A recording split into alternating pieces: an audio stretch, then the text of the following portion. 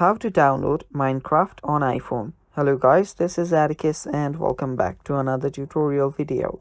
In today's video, I'll teach you guys how you can download Minecraft on your iPhone. So without any further ado, let's dive right into it.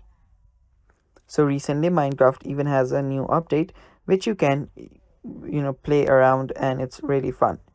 So the first step is, of course, open up your App Store or Google Play Store depending on your mobile device.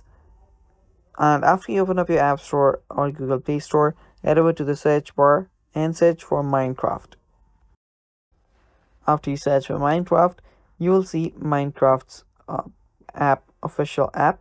So it should be around here. So there it is. So open it up. This is the one. It's by Mojang. And after you open this up, you'll find the download button. But of course, the app is paid. You'll need to pay around $8 for it. So yeah, just tap on this button and you can pay for it using your credit card or your debit card, whichever you have linked with your Apple account. And yeah, download it and start playing. And that's how you download Minecraft on iPhone, guys.